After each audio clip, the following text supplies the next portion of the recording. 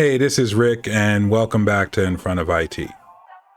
Today, we're going to be working strictly in the Linux command line shell, and we are going to be setting up a Linux virtual machine as an Active Directory domain controller. Now, what is Active Directory? Chances are, if you've worked at a job where you've used Windows systems on your desk for anything, be it email, any type of office tools, or whatever you might be doing, you've interacted with Active Directory. And if you are currently in the IT field and trying to learn a bit more about Linux, then you know what Active Directory is. But for those that you don't, I'll read a definition straight off the internet. Active Directory is a database and set of services that can connect users with the network resources they need to get their work done. The database, or directory, contains critical information about your environment, including what users and computers there are and who's allowed to do what. For example, the database might list 100 user accounts with details like each person's title, phone number, and password. It will also record their permissions. The services control much of the activity that goes on in your IT environment. In particular, they make sure each person is who they claim to be, authentication, usually by checking the user and ID password they enter, and allow them to access only the data they're allowed to, authorization. So from a high level, Active Directory is what controls you logging into a Windows network or heterogeneous Windows and Linux mixed network. I will be doing some videos showing you how you could set up Linux systems to join Active Directory domains. And it controls your logins and your logouts. It can be tracked and audited. So it's basically how they set you up to be able to access the network and network resources, such as file shares, emails, shared documents or applications, etc. So what we're going to be doing here is, rather than setting up a Windows system with Active Directory, of which there are plenty of documents and videos all over the internet about that, we're going to be doing it with Linux. So let's get in front of it.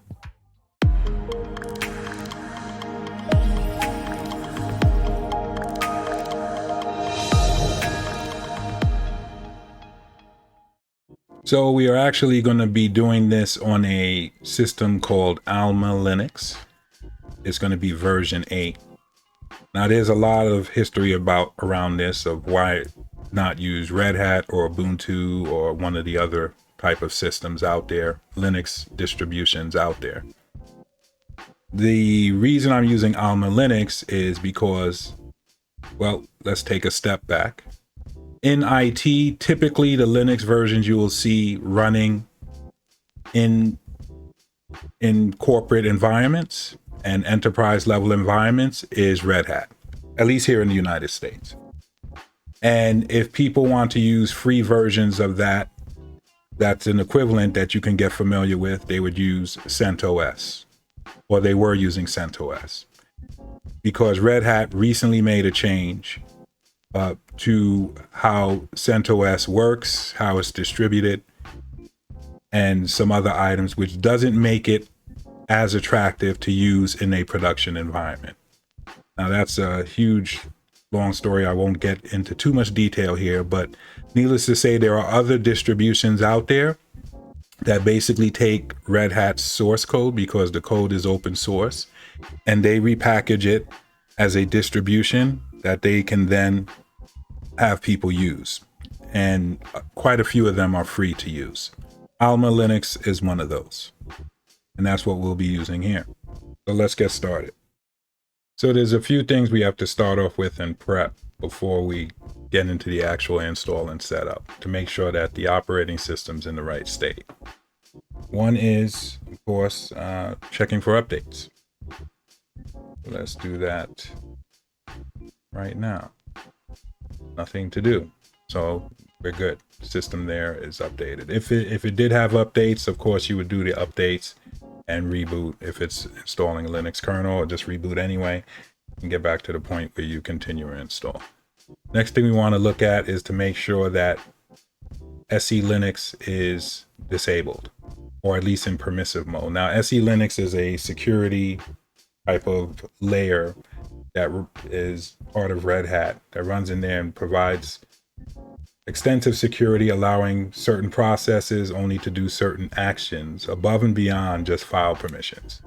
So for example, if you're running a web server, it might not be allowed to listen on a certain port, but it might be allowed to listen on a different port. And if it catches the process trying to do something that it's not allowed to do with the policy, it can block it as well as log and audit it. So it causes a lot of restrictions and greatly increases the difficulty of troubleshooting while you're getting something to work. So in the case of this, since we're talking about a home lab, it makes sense to turn it off. So we are going to check it first.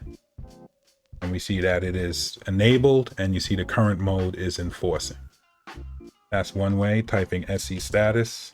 The other way is get enforce, and you see that it is enforcing. So now the way to set it to run in permissive mode is to say set enforce permissive. And then you can type get enforce again, see that it is now permissive. You can also type SE status and see that it's permissive. Now, you notice on the line mode from config file, it's still saying that it's enforcing. So we actually need to change that config file so that on a reboot, it doesn't re-enable it into enforcing mode. So we are going to do that now. So to do that, we edit the etc sysconfig SE-Linux file. As we can see here, it says that SE-Linux is enforcing. We want to simply either modify that line or comment it out and put a replacement line. In this case, we're going to just change the line and save the file. Now on a reboot, it will come back as permissive. The next thing you want to ensure is that you have a static IP address. And an easy way to do that in CentOS 8 is an actual graphical editor that you can go into, and you can check that directly. And as we can see here, we are set for manual. Now, if you had just built or just installed this system, it might have been set for automatic. But in this case, you definitely want it to be manual because we want the server to have a fixed IP address on this network. Even on your internal NATed home lab network, you want it to have a fixed IP address because you want that server to have the same IP address. So when you configure clients to talk to it, you can configure that in their host file or an IP address or DNS, what have you, so that they can always find this server. Just allow this. Quit. So we are good there. The next thing we want to do is just add the IP address of the server itself to its host file. That prevents any type of confusion. If there's any kind of DNS resolution issues or problems, the server can still find the services that it's running. Yeah, sometimes there'll be clients on the server itself that needs to find certain services. So putting that entry guarantees that the server can still communicate with itself as it needs. And as you can see, I've already put this in here, but you would add a line similar to this. So we have the IP address followed by the fully qualified domain name, which is the name of the server, followed by the domain, which in this case is ifoittrain.local, and then the short host name, which is just the server name ifoit-ldc1. So you would add a line similar to that in your host file. Now the next step is actually installing the Samba packages. So because Red Hat doesn't officially support configuring Red Hat Linux as a domain controller, there's no easy way to do that from the packages. You would have to manually configure config files and things like that we're not going to get into within this video. So to do it with the tool and the procedural way that's much easier, we're going to download the source code, the Samba source code, and compile it. But before that, we just need to remove any type of related files that will be overwritten. And the only one that by default would be on the system that you'd want to remove is the ARB5 file, which is typically used for Kerberos configuration. This file, as you can see here, by default doesn't have any relevant information. It's just kind of a template file with example.com and other things. And this is typically used to configure Kerberos in terms of domain realms, what domain controllers needs to communicate with to get to authenticate certain domains, as well as what certain configuration settings for ticket renewal and other items, as well as login.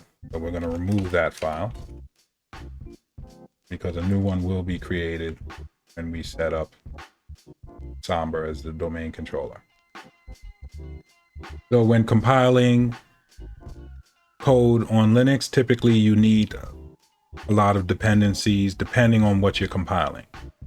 So Samba is a rather large package, which will have a lot of dependencies, which we'll have to install. And typically dependencies, those you can install from packages, and they'll usually end with the word DEVEL or devel, short for develop or development.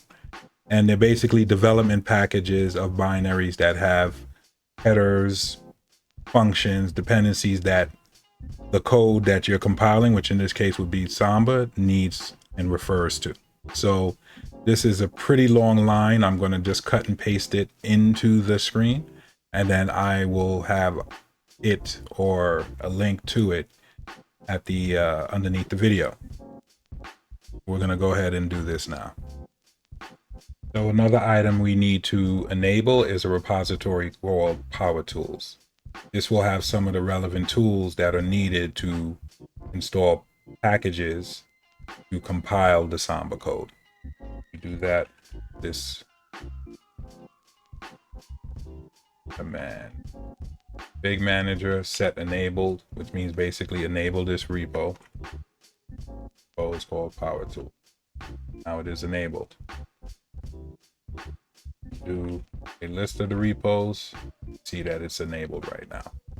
After enabling the Power Tools repo, we're going to install the development packages that we need in order to compile the Samba code.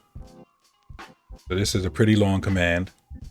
I'm not going to type it in. I'm cutting and pasting it in for my notes, but I will have either the command itself or a link to the command and other commands that were run below the video.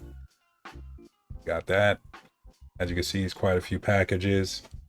Important one here is GCC, which is actually new C compiler. This code is written in C. So that is a compiler that will actually be doing compilation of the code. Hit enter. Pulling out Power Tools and install. You see there's quite a few dependencies that it just worked out that are also needed, and it's a total of about 225 packages. For quite a bit.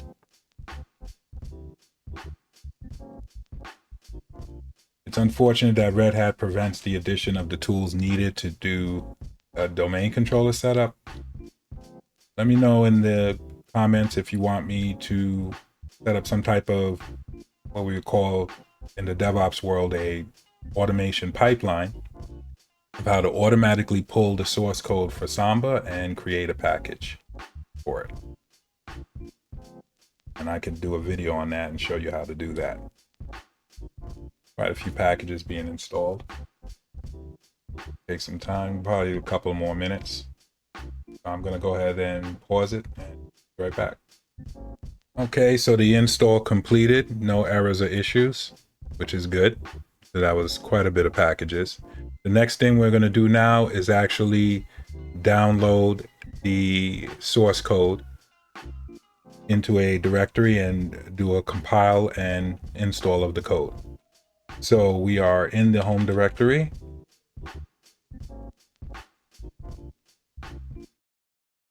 aka directory, you can call it whatever you want. And here is where we're going to actually do the download. Now, at the time I was making this video, the latest version of Samba was 4.16. So what I would recommend is, and I'll put this link below also where you can see the list of the latest packages for Samba, is when you get the source code, you get the latest one from the stable directory. So we're going to do a wget.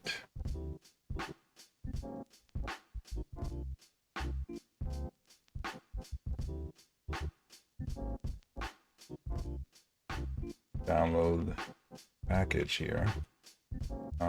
Stable. Samba. I could have cut and pasted this in. Not sure why I'm typing it, but almost there.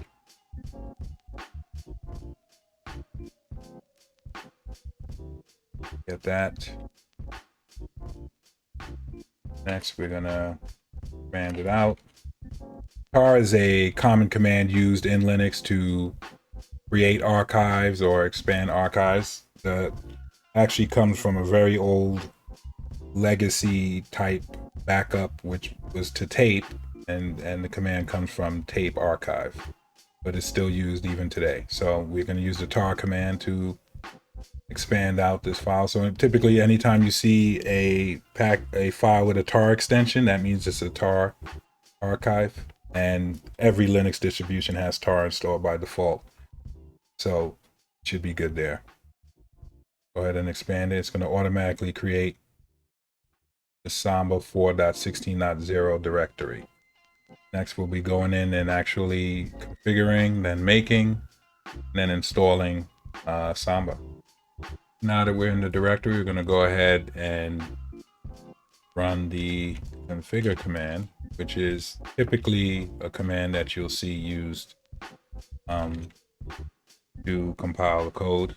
The first step of the 3 commands that normally need to be run, and you'll see the configure command right here. The green and the star means that it's executable. So in order to run an executable that's in the directory you're in, you got to put a dot and a slash. That's so it knows to run it what's in the directory as opposed to trying to find it in your path. So we're going to go ahead and run that. This will typically take a couple of minutes.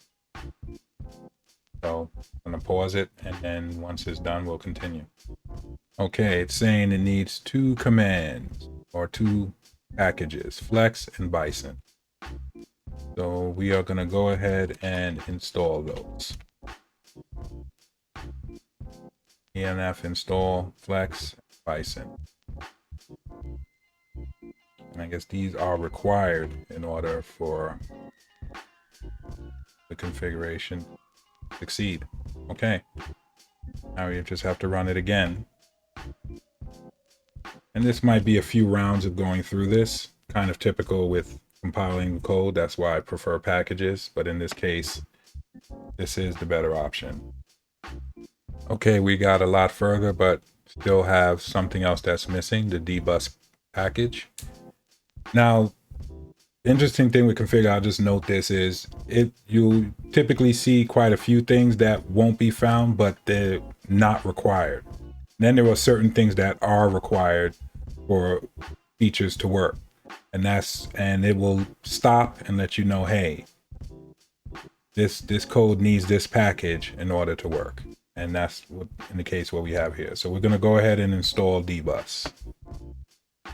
So continuing where we left off, last time we ran configure, it said that we're missing the dbus-1 package. Now, like I mentioned before, the Samba source code is pretty good about informing you of what dependencies you're missing and how to resolve them. In this case, what they're looking for is the dbus development package. It doesn't mention that, but that's typically the case of what would be missing. And an easy way to find out is to kind of do a yum list or a DNF list in order to see what dbus packages you have installed and what's available. So we're going to do that, and we're going to see what comes up. So we type in yum list dbus star.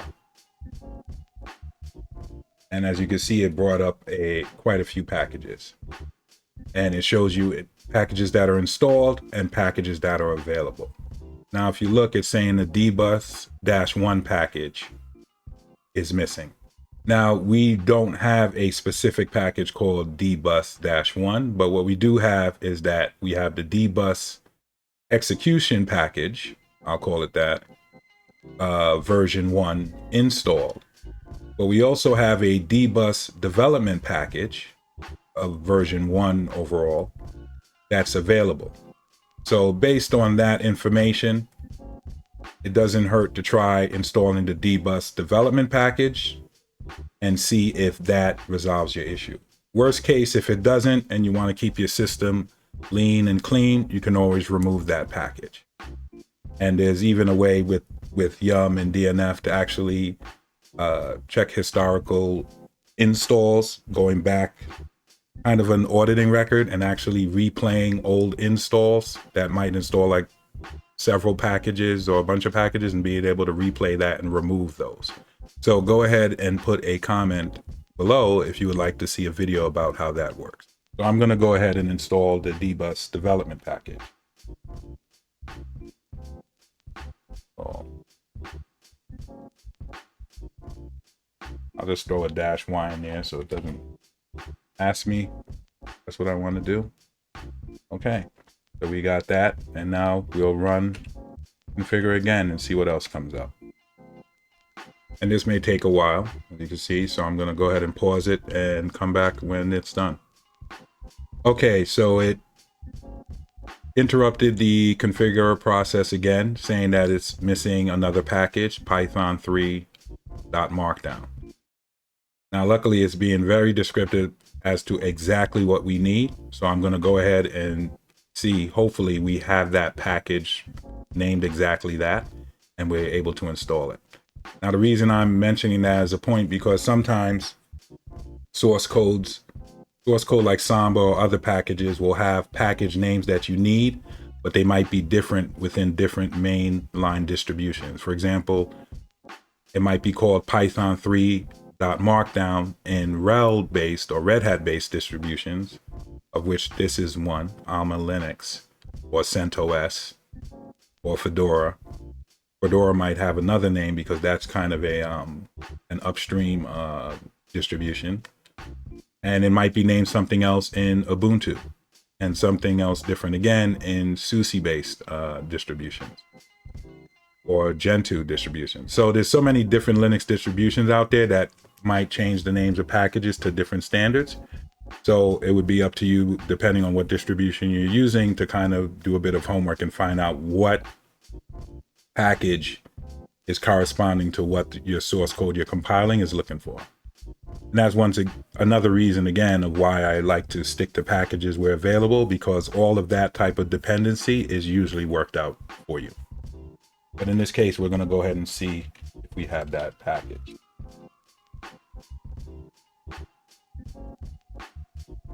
And it looks like we do. And it's installed. So we're going to go ahead and run configure one more time. And as you can see, this is kind of an iterative process, and it's pretty common with source code of kind of finding out what you're missing and adding it and running it again. Typically, I could have went through all of this offline and kind of just given you the instructions saying, hey, install these. But it's good instructional video to show you exactly what the process is of working through this when you have some source code. So we're going to run configure again and see where we're at. Once again, I will pause and be right back. Okay, and we have a successful configure command, which means that all dependencies on the system were found for this source code, and the source code is properly configured now with the defaults, because I didn't add any options to the configure. There are tons of options typically with source code packages that you can add to specify where the binaries get installed, if you want certain options turned on or turned off, but that's well beyond the scope of this video. This video is specifically about getting a Linux Active Directory server working. So we're going to go with the defaults here as much as possible. So the next step now will be actually compiling the code, and we will be doing that now. So we ran configure successfully, and now we're ready to compile the code. And we do that by running the make command. No options at this point. We just compile the code with the defaults. So it's as simple as typing in make.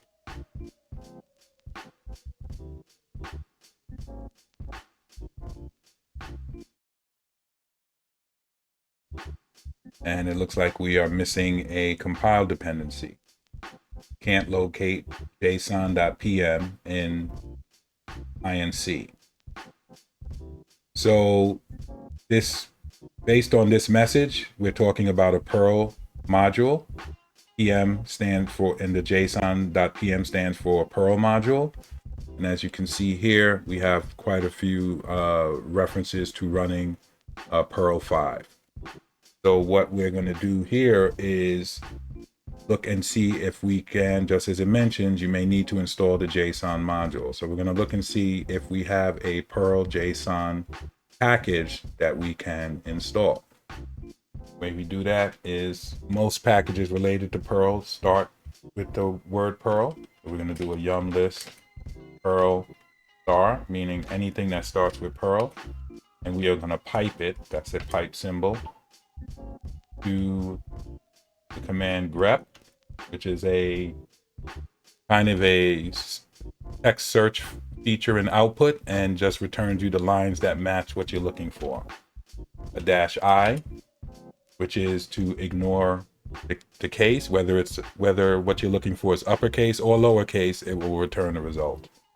And we're going to put in the word JSON. The chances are, whatever the package is, it'll start with Perl, and it will have the word JSON somewhere in it. And grep is a very useful command within the command line. Go ahead and run this, and we see we have quite a few Perl-based JSON packages. But based on this, there's a lot that have specific purposes or other additional words in terms of what they're for. I'm going to go with the most generic package I can find, which is going to be Perl-JSON, since the error message up here says can't locate json.pm. My guess is this package here, Perl.json.noarch, is the one that we need. So that is the one I am going to install. That's why in there. No need to specify the .noarch part, just the name before the period is enough for the operating system to know what package you need. Okay, so that was now successfully installed. We will run the make command again. So we type in make, hit enter. And it looks like it did get basted. So at this point, I'm going to pause the video, and we'll be back at either the next dependency need or when the compilation is complete. And if you're doing this on your side, it may take a while as well. Sometimes, depending on the size of the package, it could be on the order of tens of minutes. So this could be a while. See you on the other side. Okay, so we're back, and it looks like we had a successful compile. As you can see in the final line, it took about 12 minutes. Relatively speaking, not that long period of time compared to other code compiles I've seen, but enough to take a break and get some coffee. So the next step, which should be much quicker, is to do an actual install of the binaries that were just compiled. Okay, so we are going to do that also using the make command, but we're going to add a parameter to it called install. So the total command is going to be make install. Where make was compiling the code, make install now installs the code, the binaries that were just compiled from the source code into the operating system. So we're going to do that now. Okay, so we had the successful make, and now we are going to do the make install command. So the make install command actually installs the binaries that were compiled during the make command. And as you saw previously, the make command took about 12 minutes. This should be, normally this should be a quicker process because it's just copying the binaries to the directories where they need to be, where they need to live so they can be executed. So we are going to run make install.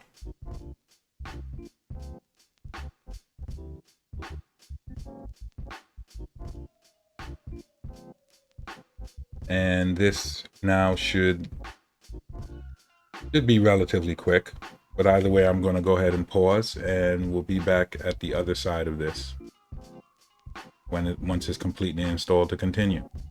So we have a successful install of the binaries. We can do an easy check to see where they're located and verify that they are installed. And as you can see, it took about 3 minutes here. So to do that, I'm just going to do a directory listing of those paths showing up in the install messages. And typically with binaries, as you can see here, user local Samba. This is a directory that did not exist before. And it has the entire directory structure of all the Samba packages. So specifically looking in the bin directory, we can see all the packages here that are needed, the binaries that are used by Samba and that will run in various capacities for our Active Directory server. The big one that you don't get with the packages from RedHat is Samba tool, and this one is used to, in a much easier way, configure and create your Active Directory domain and everything related to that. That is a tool that didn't exist in the past, as far as I know, whenever I use the RedHat packages. So it's good to see that there and that we do have the tool there that's needed. So the next step now will be to start configuring the system for Active Directory and get everything set up. Hey everyone, so we're already at 30 minutes with this video. What I'm going to do is break it up into 2 parts. So this was part 1 to actually get Active Directory installed. And I have a part 2 of which you're seeing some cuts right here, where I will go into the configuration of Active Directory, setting up your domain, and actually where we have to do a recompile because we missed an option. So we'll get to see all that in action. So thanks for watching up to this point. I appreciate you. And be on the lookout for part 2 of this video where you can set up Active Directory for free. And if you like what you're seeing, please subscribe to the channel and set up notifications for the next video. Thank you and take care.